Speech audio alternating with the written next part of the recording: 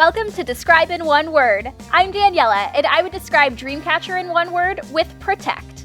And today's Dreamcatcher DIY is a collab with Nova Thorne, who's making a YouTube play button Dreamcatcher. I just love how hers came together, so be sure to check out her video and subscribe to her channel for more adorable DIYs. To start your Galaxy Dreamcatcher, cut a piece of thick wire and use duct tape to secure the ends. Then wrap the wire completely with yarn, and it doesn't matter what color or type of yarn you use, as you'll be painting over it later. As I do that, I'll let you know that I'm actually giving away today's creation in the April giveaway. Details are in the description below, but be sure to subscribe to the channel if you're not already, like the video, and comment below how you would describe a Dreamcatcher in one word.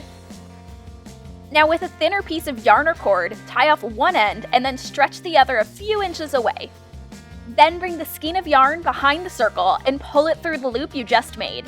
Make sure it's in place, making sure it's super taut, and then repeat all the way around. Once you've gone around the circle once, do this same process to the middle of each line of string you just made, wrapping it around and pulling through. And here's a tip, I actually found it much easier to just unroll the skein of yarn and cut off a few yards, which I then rolled into a smaller ball, which was way easier to work with. You'll see as you keep working that the space actually gets smaller, and pulling an entire skein of yarn through that space is not too easy.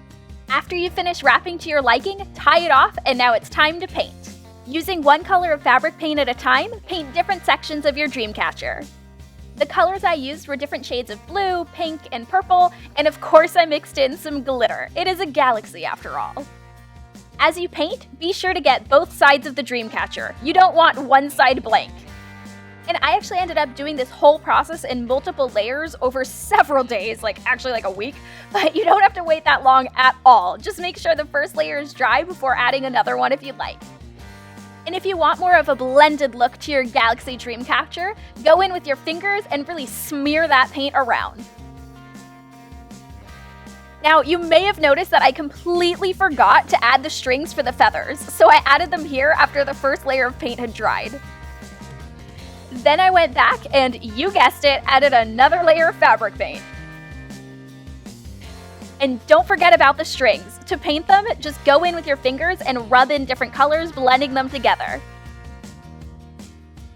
I also painted my feathers. Now, of course, you don't have to paint them, but I wanted a more uniform look to my Galaxy Dreamcatcher. If you decide to paint your feathers, lay them onto a plastic bag and spread out the sides of them to give them back their shape as they dry. Now finally, after one last layer of paint, I painted the whole thing with glow-in-the-dark fabric paint. And looking back, I think it actually would be pretty cool if you just did the inside or just did the outside. It would give it a really neat effect. The last step is to cut the strings to lengths you'd like and glue the feathers on with a glue gun. And just kidding, if you're like me, the last step is to actually add way more glitter fabric paint.